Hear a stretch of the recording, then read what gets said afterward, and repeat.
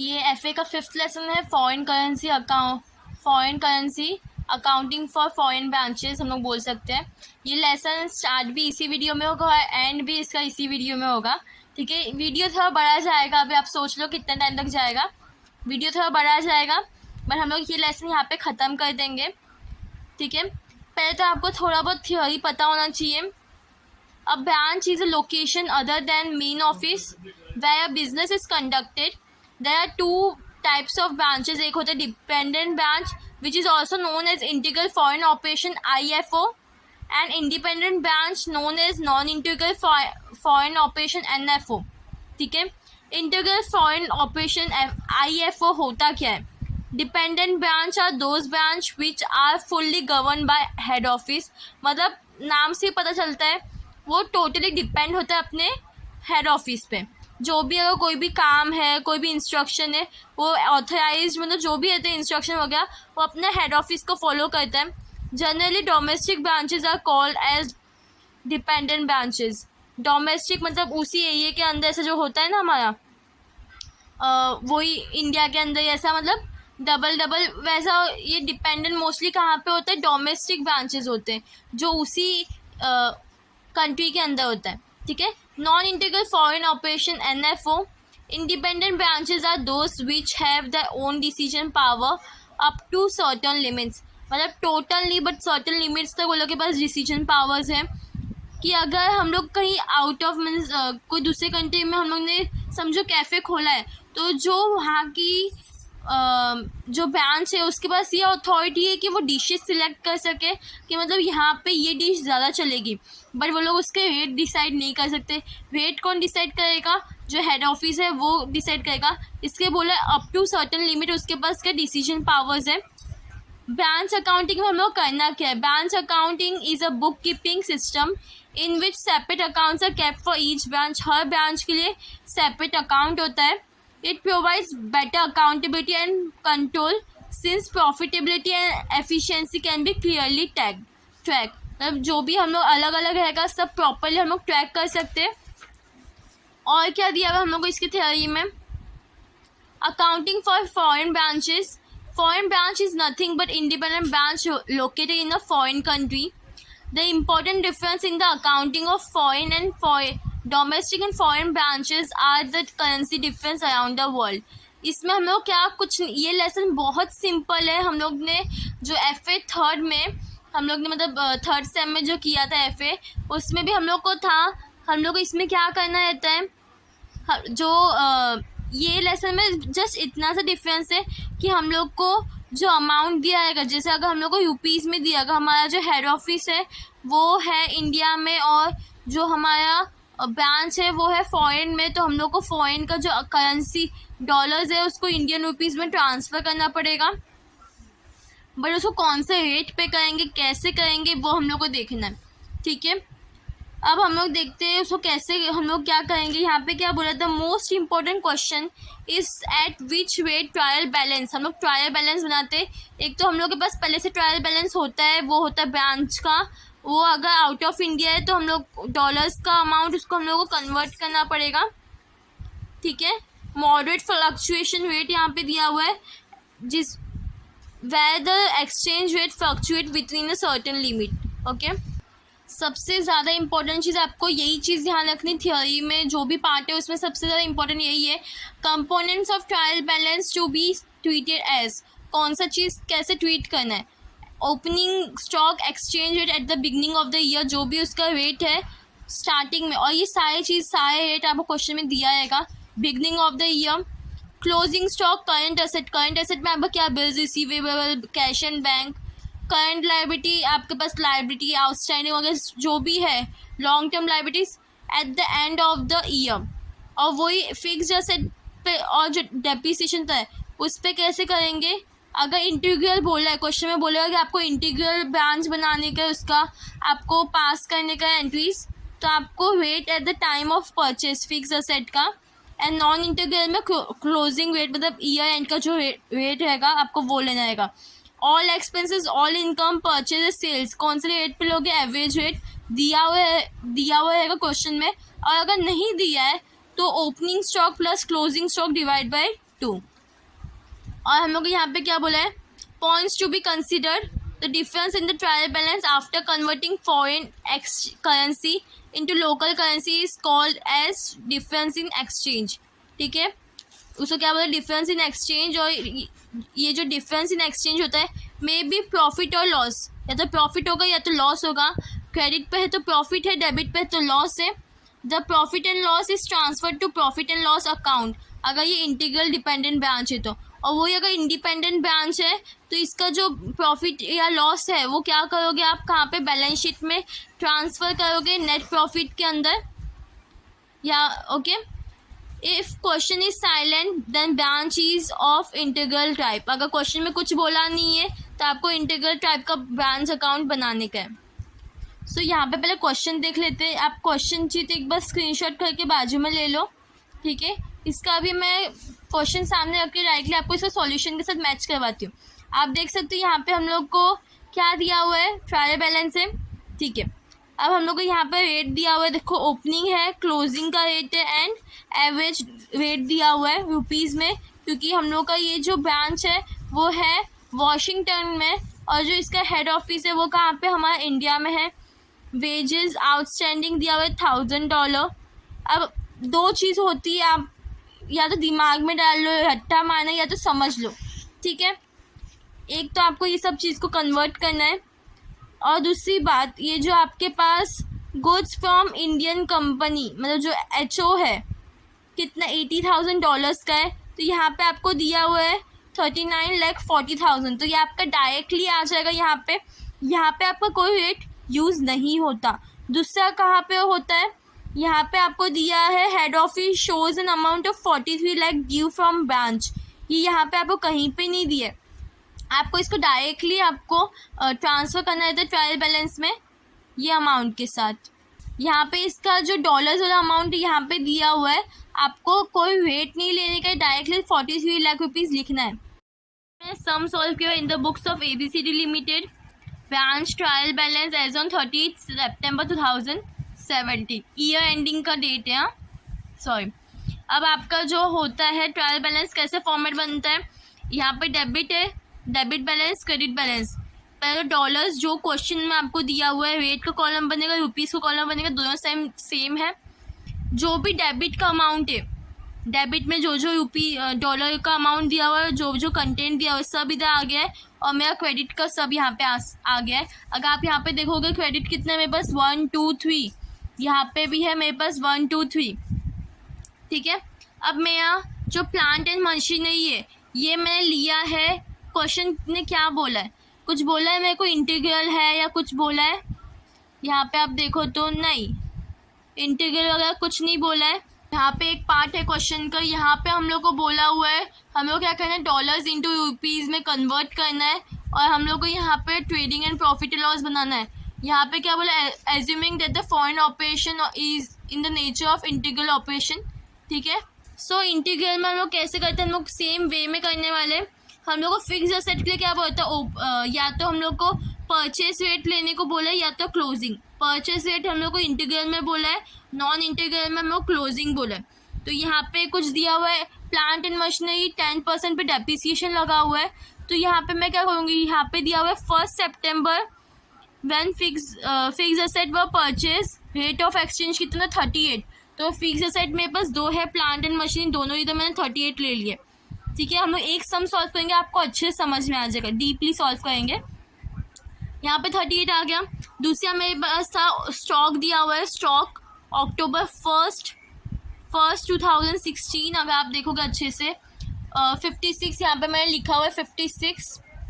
39 मैंने इसका रेट लिया है क्योंकि ओपनिंग स्टॉक है, तो ऑफकोर्स ओपनिंग पे वैल्यू करेंगे। यहाँ पे मैं आप देख सकते हो ओपनिंग वैल्यू दिया हुआ है, यहाँ पे कितना आ गया अमाउंट, मैंने यहाँ पे मल्टीप्लाई करना है। परचेज को परचेज एक्सपेंसेस सेल्स इनकम हम लोग किस पे वैल्यू करने का है, एवरेज रेट पे, तो मैं एवरेज रेट 40 था, यहाँ पे मेरा 40 एवरेज रेट आ गया है। गुड्स फ्रॉम HO 80,000 दिया हुआ है, बट मैंने आपको क्या बोला था, यहाँ पे जो अमाउंट दिया 39,40,000 वो मैं यहाँ पे आ गया है। वेजेस और एक्सपेंसेस बोला था, तो ये भी मैं एवरेज रेट पे आ गया, carry inward same average rate आते हैं हम लोग के पास यहाँ पे trade debtors, cash in bank and cash in hand. ये आता है हमारा करंट असेट में। करंट असेट को हम लोगों ने किस पे वैल्यू करने बोला था? क्लोजिंग रेट पे, राइट। तो यहाँ पे मैंने इसको क्लोजिंग रेट पे वैल्यू किया, मल्टीप्लाई करना है। सेम वे यहाँ पे आते क्रेडिट साइड में मेरे पास सेल्स है, मैं इसको किस पे वैल्यू करूँगी? एवरेज रेट पे। एचओ का जो दिया हुआ डायरेक्टली अमाउंट लिया मैंने 43 लाख रुपीज़ का, यहाँ पे आप देख सकते हो। एंड क्रेडिटर्स को मैंने क्या किया है? इसको वैल्यू किया है क्लोजिंग पे, ठीक है। सबसे मेन चीज़ हम लोग को क्या रहता है इस ये लेसन में कि हम लोग को ट्रायल बैलेंस बनाना है। ट्रायल बैलेंस मैंने बनाया, मेरे को यहाँ पे आया 2,23,380,38,000 कुछ आया है मेरे को यहाँ पे अमाउंट। पर मेरा यहाँ का अमाउंट कितना है? 21,637,000 सर, 2,16,37,000 है, ठीक है। मैंने माइनस किया, मेरे को डिफरेंस कितना मेरा 7,01,000। मैंने आपको क्या बोला था? ये होता है हमारा एक्सचेंज डिफरेंस या डिफरेंस इन एक्सचेंज, आप लिख सकते हो। क्रेडिट साइड में आया मतलब मेरा प्रॉफिट है, तो मेरा प्रॉफिट इंटीग्रल है, तो मेरा किधर जाएगा? मैं ये इसको लिखूंगी मेरे प्रॉफिट एंड लॉस अकाउंट में। और आप मतलब मैंने एक ही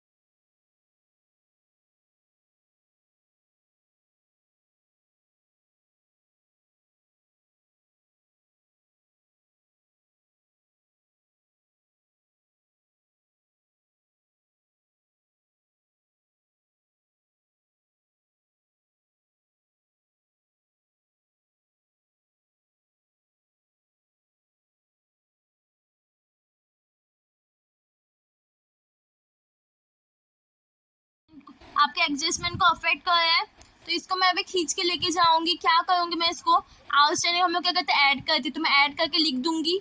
और फिर आउटस्टैंडिंग दूसरा इफेक्ट कहाँ पे होता है? क्रेडिट साइड पे, मतलब लाइबिलिटी साइड पे होता है, तो मैं क्रेडिट साइड पे दिखाऊंगी। वो कैसे करेंगे हम लोग देखते हैं। यहाँ पे पहले मैं आके ऑफिस इक्विपमेंट, आपको अच्छे दिख रहा होगा, I hope so. Office equipment कितना है 48,000। हाँ, बट यहाँ पे मेरे को कुछ बोला है ऑफिस इक्विपमेंट में डेप्रिसिएशन बोला है कितना 10%। तो मेरा ऑफिस इक्विपमेंट यहाँ पे है 48,000 लेस डेप्रिसिएशन मेरे को कितना मिला 43,200। यहाँ पे मैंने लिखा 43,200। मैंने क्या किया है ट्रायल बैलेंस में ही सारे एडजस्टमेंट पुट ऑन कर दिए और फिर उसके बाद आंसर निकाला है। और मैं इसको कौन से रेट पे लूँगी, मेरे को इधर बोला था जो भी मेरा है कितना क्लोजिंग रेट कितना है 50 है, ठीक है। और फिक्स असेट का परचेज कितना 43 पे। और ये हम लोग क्या बोला, ये कौन सा है, इंटीग्रल है कि नॉन इंटीग्रल है, नॉन इंटीग्रल है। तो नॉन इंटीग्रल पे हम लोग फिक्स असेट को किस पे लेते हैं, क्लोजिंग पे लेते हैं। तो यहाँ पे इसलिए मैंने फिक्स असेट को किस पे लिया, क्लोजिंग पे। अब इसके ऊपर मैंने डेप्रिसिएशन चार्ज किया था 4,800 का, वो भी यहाँ पे आ गया। डेप्रिसिएशन भी हम लोग क्लोजिंग पे लेते हैं इंटू 50। फर्नीचर के टाइम पे क्लोजिंग पे लिया मैंने फर्नीचर को भी 10% डेप्रिसिएशन। तो यहाँ पे मैं डेप्रिसिएशन 10% अमाउंट दोनों अलग अलग लिखा है मैंने। और सेम वे हम लोग परचेज को भी किस पे लिया, परचेज हमारा एवरेज पे गया है। और ये जो गुड्स फ्रॉम एचओ है, जैसे मैं आपको बताया इसका अमाउंट डायरेक्टली गुड्स वाला जो एचओ वाला जो अमाउंट रहता है वो हम लोग को हमेशा कैपिटल एंड जो ये वाला रहता है हम लोग को हमेशा, अगर मेरा कंपनी है डॉलर्स वाला आउट ऑफ जो ब्रांच है वो आउट ऑफ इंडिया है, तो मेरे को उसका अमाउंट इंडियन रुपीज़ में दिया है कंपल्सरीली। तो मैं डायरेक्टली इंडियन रुपीज़ में मैंने अमाउंट लिख दिया। सैलरीज में क्या करती हूँ, उस पर आउटस्टैंडिंग दिया हुआ एडजस्टमेंट ऐड करती हूँ। तो मैंने ऐड कर लिया और फिर उसके बाद मैंने इसके ऊपर एडजस्टमेंट निकाला है, मतलब जो अमाउंट है वो निकाला है। सेम वे सारी चीज़ें मैंने यहाँ पे लिख ली। जो मेरा debtors, cash at bank, cash in hand, ये मेरा क्लोजिंग पे गया है, ठीक है। नेक्स्ट है मेरा सेल्स पे। सेल्स मेरा किस पे गया है, एवरेज पे गया है। हेड ऑफिस का मेरा टोटल अमाउंट पहले से दिया हुआ था। क्रेडिटर्स मैंने क्लोजिंग पे लिया है। आउटस्टैंडिंग सैलरीज मैंने क्लोजिंग पे लिया है 400, बिकॉज आउटस्टैंडिंग सैलरीज मेरे को दी हुई थी। एक्सचेंज डिफरेंस मैंने कैलकुलेट किया, मेरे को मिला 4,66,800। यहाँ तक आपका ट्रायल बैलेंस बन गया। अब क्या करना है, अब कुछ नहीं करना है, नॉर्मली जैसे हम लोग सॉल्व करते हैं वैसे अब आप सॉल्व कर सकते हो, ठीक है। क्या करना, आप डायरेक्टली सॉल्व करना है। ये आपका है trading and profit and loss account for the year ended 31/3/2017। Opening है, परचेज है, कैरियज इनवर्ड है, गुड्स एंड फ्रॉम एचओ, ठीक है। अमाउंट क्लियर है आपको, यस, ठीक है। बाय सेल्स है आपके पास अमाउंट, क्लोजिंग स्टॉक। और यहाँ पे नॉन इंटीग्रल है, इसके लिए जब आप इधर आते हो प्रॉफिट एंड लॉस में, तो जो अमाउंट जो जैसे जैसे हम लोग लिखते हैं salaries, rent rates, insurance, trade expenses, depreciation, वो मैं एज इट इज़ आ गया। नेट प्रॉफिट मैंने कैलकुलेट किया। और ये जो मैं एक्सचेंज डिफरेंस था वो कहाँ गया, मेरा बैलेंस शीट में गया है वो चीज़। यहाँ पे आप देख सकते हैं एक्सचेंज डिफरेंस 4,66,800, ठीक है। यहाँ पे मैं एचओ है, नेट प्रॉफिट मैंने ऐड किया है, क्रेडिटर्स, आउटस्टैंडिंग सैलरीज। और यहाँ पे जो जैसे ये एक और क्वेश्चन है इलिस्ट्रेशन नंबर 12। अगर आपके पास बुक्स है तो आप एक बार इसको गो थ्रू करो, क्वेश्चन देख के मैं आपको आंसर का सॉल्यूशन एक बार दिखा देती हूँ जो मैंने सॉल्व किया है, ठीक है। आप देख लो एक बार अच्छे से, आप इसको खुद से सॉल्व करो, चेक करो। इसके बाद आपको दिखाती हूँ कौन सा वाला पार्ट। ये है मेरा बैलेंस शीट, ठीक है। ये है मेरा next question illustration number 20। Pune branch, मेरा ब्रांच है पुणे में और कंपनी आउट ऑफ इंडिया है, तो मेरे को रुपीज़ से डॉलर्स में अमाउंट करने का है। तो इसमें हम लोग क्या है, यहाँ पे कुछ नहीं है, देखो सेम क्लोजिंग दिया हुआ है आपको। पुणे ब्रांच के जो एक अमाउंट दे दी है जो मैं आपको बोली थी जो हमेशा मिलता है हम लोग को। यहाँ पे हम लोग क्या बोल रहे हैं, फर्नीचर फिक्सचर का अमाउंट दे दिया है, ठीक है। परचेज इस अमाउंट पे की, तो यही अमाउंट आपको डायरेक्टली लिखना है, डॉलर्स है, जो भी अमाउंट है डॉलर्स दिए है। एंड फिर यहाँ पे हम लोग क्लोजिंग एक्सचेंज रेट दिया है, ओपनिंग का क्लोजिंग का एवरेज दिया हुआ है। अब यहाँ पे कुछ बोला नहीं, तो ये आपका क्या इंटीग्रल है, आपका हेड ऑफिस कहाँ पे, यूके में है, ठीक है। सारी चीज़ें मैंने एज इट इज़ ले ली, ठीक है। हम लोग को जो अमाउंट है, रेट है, एक्सचेंज रेट, वो हम लोग इसमें दिया हुआ है, पॉइंट्स में दिया हुआ है। आते यहाँ पे हमारे ट्रायल बैलेंस पे मैं क्या करूँगी, मैं सारे रुपीज़ ले लिए। आपको मालूम है कौन सी चीज़ पे कौन सा रेट जाता है, ठीक है। अब उसमें हम लोग मल्टीप्लाई करते, इसमें हम लोग क्या करेंगे, डिवाइड करेंगे। 37,800 डिवाइड बाई 67.50, 560 आपका अमाउंट आएगा। सारी चीज़ों डिवाइड कर दो एज इट इज़, जैसे हम लोग क्वेश्चंस किया है वैसे ही हम लोग डिवाइड करें। ये वीडियो में आपका ये लेसन ख़त्म हो गया। आपको एग्ज़ाम के दिन पूरा साल भर का पोर्शन लेने की ज़रूरत नहीं है। 1 घंटा मैक्स टू मैक्स आपका लेसन ख़त्म, एक लेसन ख़त्म, ठीक है। तो ये आपको क्या करना है, डिवाइड करना है। अब मेरे को मालूम है कोई पूरा 1 घंटा आप लोग बैठ के देखने नहीं वाले हो, मूव ऑन करोगे, कर लो, पर समझ लो, ओके। वीडियोस एक्चुअली में मैंने पॉज कर दिया, तो नहीं बनाने वाली थी, बट मुझे बहुत लोग ने बोला कि उनको आगे के वीडियोस चाहिए, तो आई थॉट एक ही बार मैंने आपको एक बार डीप एक्सप्लेनेशन दे के वीडियोस लेसन जो है आपका वाइंड अप करती हूँ क्वेश्चंस, ठीक है। तो हम लोग ने उसके बाद क्या किया, ये हमारा trading and profit and loss account मैंने बनाया है। ट्रेडिंग है, यहाँ पे उसका प्रॉफिट एंड लॉस, एंड नीचे ही मैंने बैलेंस शीट लिया है। आप इतनी कंजूसी मत करना, एक पेज भर ली, बिकॉज आपके एग्ज़ाम में अगर आप ऐसा करोगे तो मार्क्स भी आपको उतना वैसे ही मिलेगा, कंजूसी मत करना, ठीक है। तो आप देख सकते हो नॉर्मली मेरे सारे आंसर कैसे आए, ठीक है। यहाँ पे आप प्रॉफिट एंड लॉस में मेरा डिफरेंस एक्सचेंज आ गया, ठीक है, और क्लोजिंग स्टॉक, बस। फिर सेम वे क्वेश्चन नंबर 21 था, इलिस्ट्रेशन नंबर 21, ये भी मैंने सॉल्व किया हुआ है। यहाँ पे मैंने एक्सचेंज डिफरेंस मेरे को यहाँ पे नहीं यहाँ पे आया है, आप देखोगे तो मेरा एक्सचेंज डिफरेंस यहाँ पे आया है, डेबिट में आया है, तो ये मेरा लॉस वाला पार्ट हो गया। तो यहाँ पे मैं क्लोजिंग स्टॉक का क्या किया, मैंने नीचे लिख लिया इसका रेट, अमाउंट वगैरह जो भी है। सो क्या मेरे को, और एग्ज़ाम के टाइम पे ये चीज़ याद रखना जो मैंने यहाँ पे मिस की है, कि यहाँ पे मेरे को डॉलर्स में जो अमाउंट था, यहाँ पे जो हम लोग किया, ये डॉलर्स वाला अमाउंट इधर मैंने लिखा है, बट ये आपको डॉलर्स में दिया हुआ नहीं है, ये दूसरा अमाउंट है। आप देखोगे इसका साइन यूरो का है जो भी है, तो आपको वही साइन बनाने का है, ठीक है। इस पे भी आपका मार्क्स कट हो सकते हैं। तो ये वाला जो क्वेश्चन है आप इसको भी एक बार देख लो, खुद से सॉल्व करना।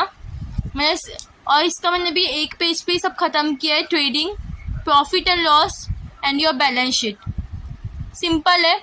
इलिस्ट्रेशन नंबर 22 लास्ट क्वेश्चन जो मैं सॉल्व किया इस लेसन में, सिमिलर है, मेरे को कुछ करने की ज़रूरत नहीं पड़ी।